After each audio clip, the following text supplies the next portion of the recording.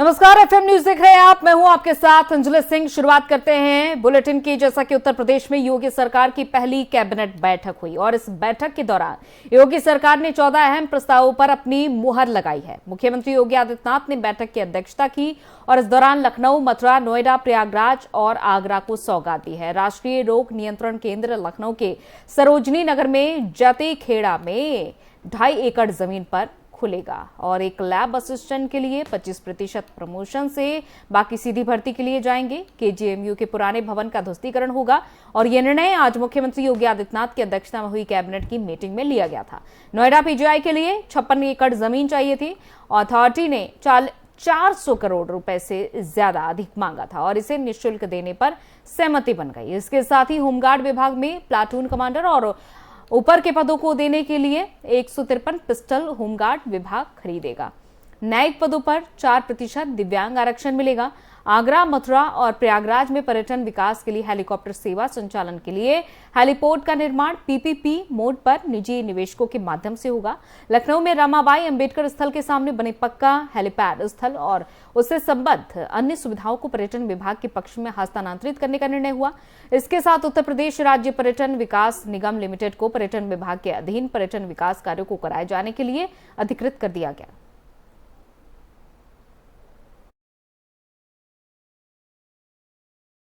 चौदह प्रस्ताव पर मुहर लगी है, जो हम आपकी टीवी स्क्रीन पर आपको बता रहे हैं कि किन किन प्रस्तावों पर फिलहाल मुहर लग चुकी है।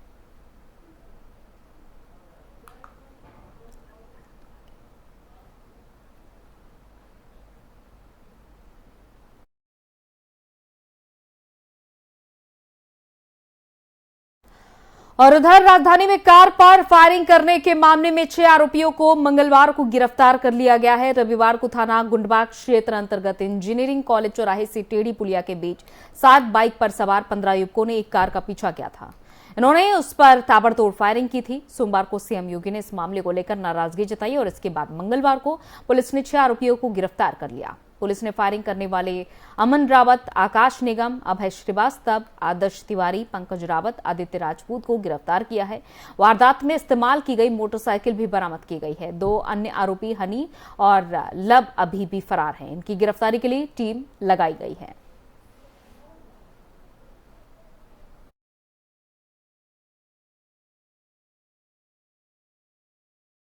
और सपा मुखिया अखिलेश यादव बुधवार शाम आगरा आ रहे हैं। पूर्व सीएम अखिलेश यादव एक निजी कार्यक्रम में शामिल होंगे। कार्यक्रम में शामिल होने से पहले अखिलेश यादव भीम नगरी हादसे में घायल पूर्व मंत्री और भीम नगरी अध्यक्ष अजयशील गौतम के आवास भी जाएंगे और यहां उनसे मिलेंगे, उनका हाल जानेंगे। दरअसल 15 अप्रैल को भीम नगरी समारोह में हादसा हुआ था। तेज आंधी आने की वजह से लाइट स्टैंड मंच पर गिर गया और इस हादसे में केंद्रीय राज्य मंत्री अर्जुन राम मेघवाल बाल बच गए। तो वहीं हादसे में भगदड़ मच गई और इस हादसे में 12 से ज्यादा लोग घायल हुए, जबकि राज्य प्रधान की मौत हो गई और हादसे में ही पूर्व मंत्री और भीम नगरी आयोजन समिति के अध्यक्ष अजयशील गौतम भी शामिल हो गए हैं, घायल हो गए हैं। सपा मुखिया अखिलेश यादव ने भीम नगरी हादसे में मृतक राजू प्रधान की मौत पर शोक जताया था।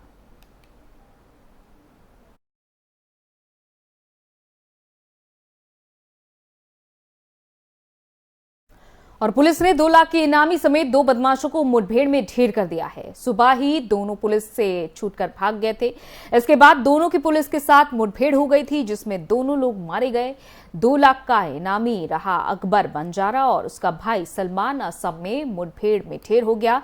दोनों भाइयों को मेरठ पुलिस ने 1 सप्ताह पहले गिरफ्तार किया था और इसके बाद दोनों भाइयों को पुलिस असम में ले गई थी।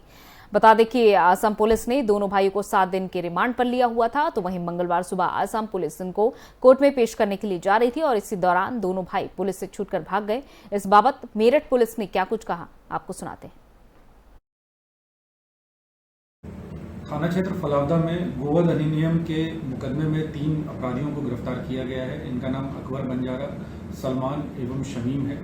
इन तीनों अपराधियों में जो अकबर बंजारा है, इसके खिलाफ असम के कई जनपदों में कई मुकदमे दर्ज हैं और ये कोकराझार जिले से 2 लाख का इनामिया बदमाश है। इससे पूछताछ के लिए असम से एक टीम आई थी। इनके द्वारा बताया गया है कि ये 2 लाख का इनामिया बदमाश है। इसके द्वारा पूर्वोत्तर के सभी राज्यों में पशु तस्करी का एक सिंडिकेट चलाया जाता है, जिसमें पूरे पूर्वोत्तर के सभी राज्यों में कई पशु, भैंस एवं प्रतिबंधित पशु की तस्करी की जाती है और वहां से बांग्लादेश भी पशु तस्करी किया जाता है। इसको गिरफ्तार करके जेल भेजा गया है। असम पुलिस के द्वारा बी वारंट प्राप्त करके इसको। और यूपी में एक बार फिर से कोरोना पैर पसार रहा है, जिसको लेकर योगी सरकार ने एक बैठक की, जिसमें उन्होंने कुछ अहम नियम जारी किए हैं। बता दें कि योगी सरकार ने कहा है कि कोविड टीकाकरण अभियान जो है वो ठीक चल रहा है, लेकिन बच्चों के टीकाकरण को और तेज करने की आवश्यकता है। 15 से 17 आयु वर्ग में 94% से ज्यादा किशोरों को पहली डोज के बाद अब पात्रता के अनुसार दूसरी डोज भी दी जाए। 700 निजी टीकाकरण केंद्रों पर बूस्टर डोज लगवाया जा सकता है। साथ ही उन्होंने कहा कि कोरोना मामलों को देखते हुए सरकार ने विशेष आकस्मिक अवकाश स्वीकृत करने के निर्देश जारी किए हैं। कोविड पॉजिटिव कर्मचारियों को 1 माह तक का विशेष आकस्मिक अवकाश मिलेगा। कोविड पॉजिटिव व्यक्ति के संपर्क में आने पर अधिकतम 21 दिन का आकस्मिक अवकाश दिया जाएगा।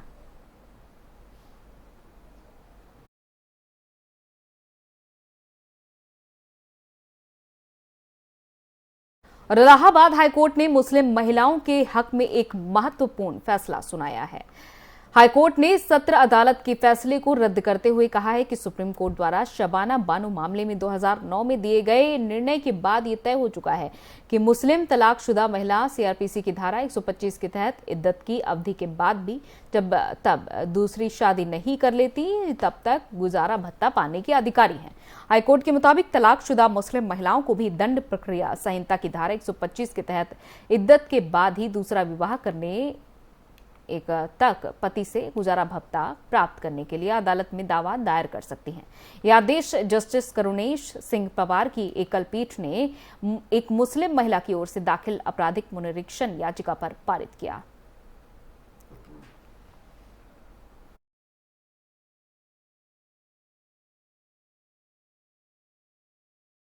नौ अप्रैल को अलविदा की नमाज होनी है और 3 मई को ईद और अक्षय तृतीया मनाई जाएंगी। शहर में कानून व्यवस्था को कायम रखने के लिए पुलिस ने स्थानीय लोगों के साथ बैठक की और इस दौरान एसीपी अखिलेश सिंह ने स्थानीय लोगों से शांतिपूर्ण तरीके से त्योहार मनाने की अपील की। साथ ही एसीपी अखिलेश सिंह ने लोगों को अपना नंबर शेयर किया ताकि कोई भी किसी भी प्रकार की घटना ना हो।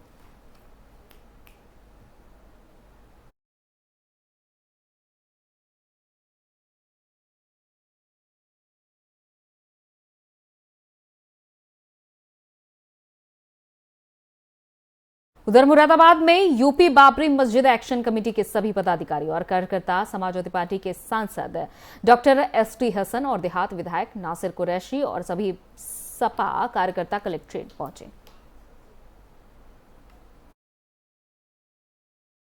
अधिकारी के माध्यम से एक ज्ञापन माननीय राष्ट्रपति को सौंपा। बता दें कि ज्ञापन के माध्यम से यूपी बाबरी मस्जिद एक्शन कमेटी के सभी पदाधिकारी और कार्यकर्ताओं ने कहा है कि हम आपका ध्यान देश में धार्मिक जुलूस शोभा यात्रा की तरफ दिलाना चाहते हैं। असामाजिक तत्व उसकी आड़ में देश का माहौल खराब कर रहे हैं, जिसके कारण देश के कई शहरों में दंगा भड़क गया है।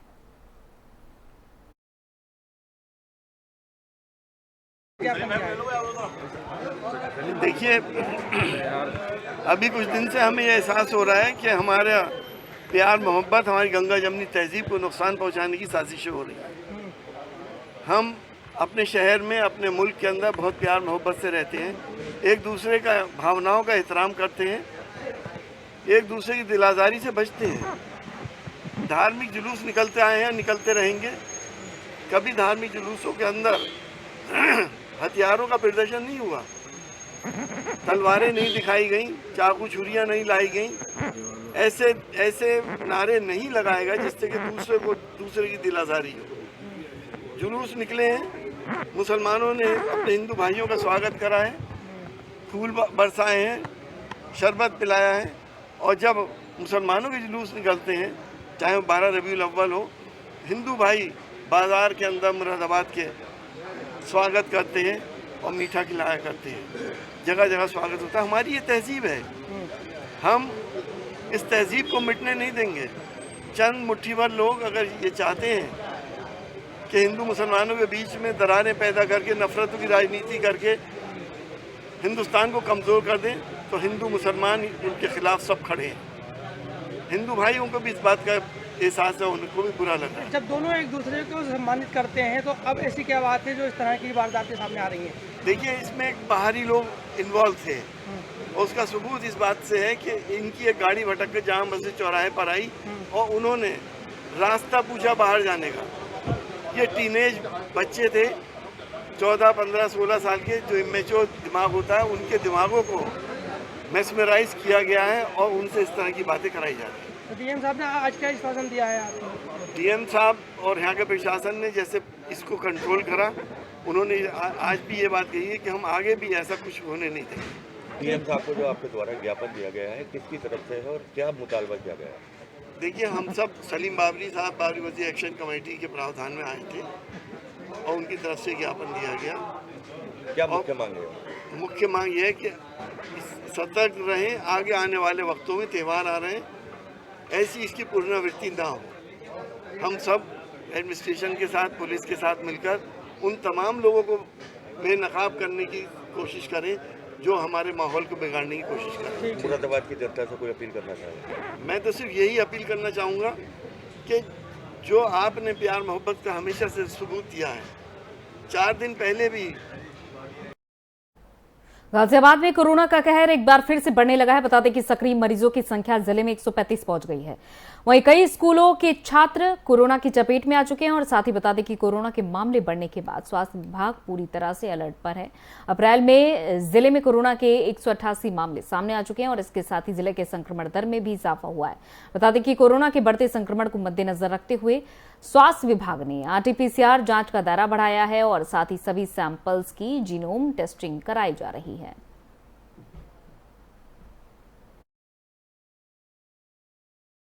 30 केसेज जो हैं एक्टिव केसेज हैं और अभी तक 20-25 केस भी आए थे, लेकिन कल इनकी संख्या काफ़ी कम हो गई थी। 13 केसेज हैं और 7 मरीज़ को छुट्टी भी हुई है और सबसे अच्छी बात है कि इनमें कोई भी मरीज़ भर्ती नहीं है। सर, बात अगर स्कूलों की करें तो स्कूलों में किस तरह से मामले सामने आ रहे हैं, कितने छात्र छात्राएं अब तक पॉजिटिव पाए गए हैं, सब स्कूलों की संख्या क्या है? हम सभी स्कूलों का जो है जितने भी आए हुए हैं, 1 या 2 बच्चे, तो उन्हीं सभी स्कूलों की जांच कराई थी। उनमें से उनके साथ के कुछ फैमिली के मेंबर्स भी पॉजिटिव आए थे, कुछ स्टाफ भी जो स्कूल का पॉजिटिव आया था, उनकी जांच बराबर चल रही है। संख्या क्या है सर अब तक जो छात्र छात्राएं पॉजिटिव? करीब करीब हमारे पास ये बच्चे जो है स्कूलिंग के बच्चे आए थे, करीब 40 के आसपास बच्चे आए। तो सर, किस तरह की एहतियात आप लोग स्कूलों में बरत रहे हैं? स्कूलों को सभी को निर्देश बता दे दिए गए, पीएसए द्वारा भी दिलवा दिया गया कि कोविड प्रोटोकॉल का पालन करें और जो 12 वर्ष से अधिक की आयु के हैं उनके सबका वैक्सीनेशन शीघ्र कराएं और सभी का सब कराना चाहिए। तो सर, वैक्सीनेशन के लिए क्या कुछ कदम आपके द्वारा उठाए जा रहे हैं? सभी स्कूलों का एक रोस्टर प्रोग्राम बना दिया गया है और हर 12 साल से 14 साल और जो बच्चे 15-17 हैं उनका सेकेंड डोज का प्रोग्राम बहुत तेज़ी से किया जा रहा है। सर, कब तक ये काम पूरा हो पाएगा? हमने उनको प्रोग्राम बना के दिया कि 1 हफ्ते के अंदर प्रोग्राम बना के सभी को 12 से 14 में फर्स्ट डोज और जो सेकंड डोज के बच्चे हैं जो 15 से ऊपर के उनको वैक्सीनेट करा। सर, मार्च में अगर बात करें तो कितनी टेस्टिंग हो रही थी और अब बढ़ाकर कितनी कर दी गई? इस समय हम करीब 2000 से ऊपर टेस्टिंग कर रहे हैं और ये आरटीपीसीआर और करीब इतनी ही टेस्टिंग हम लगभग एंटीजन से भी कर रहे हैं। सर, जीनोम सीक्वेंसिंग की बात करें तो क्या कुछ उसके लिए आप लोग कर रहे हैं?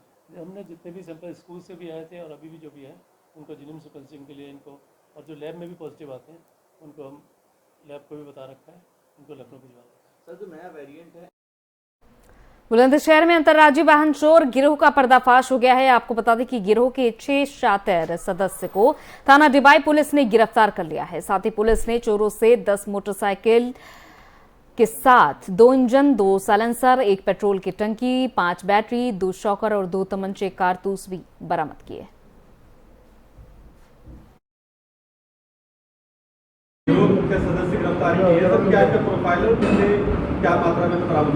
देखिए, बीती रात डिबाई कोतवाली के थाना प्रभारी और उनकी टीम के द्वारा एक महत्वपूर्ण उपलब्धि प्राप्त की गई है। 2 मोटरसाइकिलों पे 4 अपराधी गुजर रहे थे और सूचना थी, उनको घेर घार के पुलिस टीम के द्वारा गिरफ्तार किया गया।